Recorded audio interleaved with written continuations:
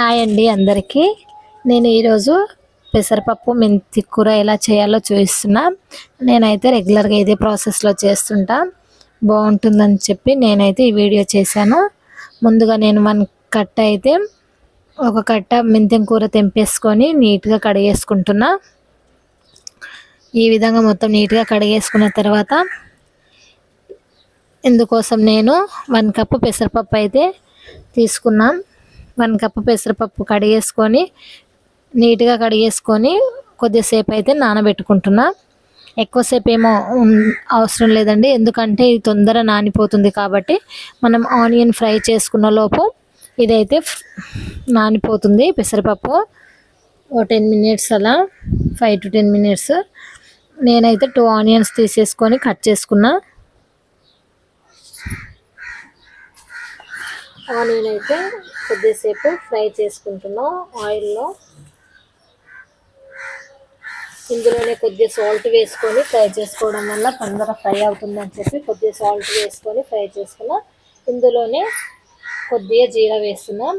సరిపడినన్ని పచ్చిమిర్చి అయితే కట్ చేసి వేసుకుంటున్నా.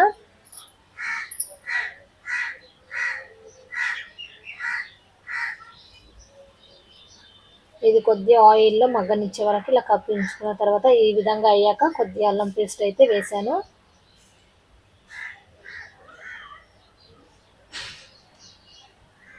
అల్లం పేస్ట్ కొద్దిగా ఫ్రై అవ్వగానే కొద్దిగా కరివేపాకు వేస్తున్నా, కొద్దిగా పసుపు,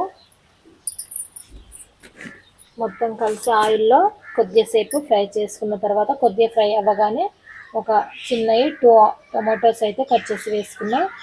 ఆయిల్లో ఈ టమాటోస్ మగ్గనించుకోవాలండి. టమాటోస్ లాస్ట్లో వేయడం వల్ల అసలు ఉడకదు కాబట్టి టమాటా ఫస్టే కొద్దిగా మగ్గించుకోవాలి. ఈ విధంగా ఆయిల్లో మగ్గగానే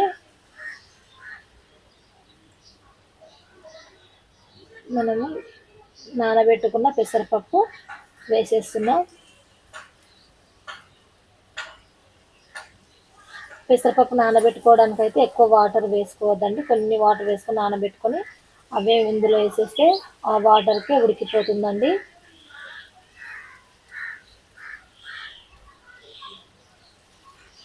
ఈ విధంగా మరీ ఎక్కువసేపు ఉడికించుకోవద్దు. ఒక 3-4 మినిట్స్ అలా పప్పు వేసుకున్న టైంకి మనం కడిగి పెట్టుకున్న మెంతి కూర అయితే వేసుకోవాలి. కొద్దిసేపు కప్పించుకోవాలండి. ఈ విధంగా అయితే ఆవిరి అయితే పీల్చుకుంటుంది. ఈ విధంగా అవ్వగానే మొత్తం కలిపేసుకోవాలి. ఒకసారి సాల్ట్ సరిపోయిందా లేదా అనేది ఒకసారి చెక్ చేసుకొని కావాల్సి సాల్ట్ కూడా వేసుకోవాలండి.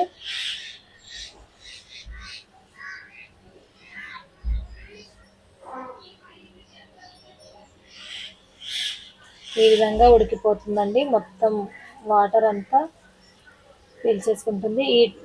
ఇలా అవ్వగానే నేనైతే ఒక స్పూన్ అయితే ధనియా పౌడర్ వేసుకున్నా.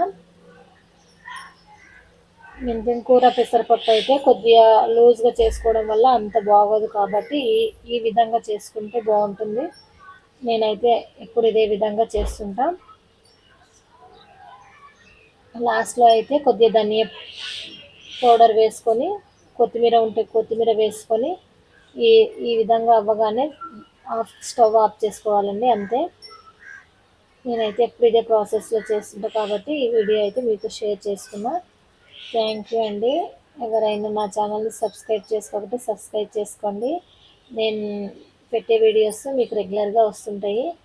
ఓకేనా? Thank you.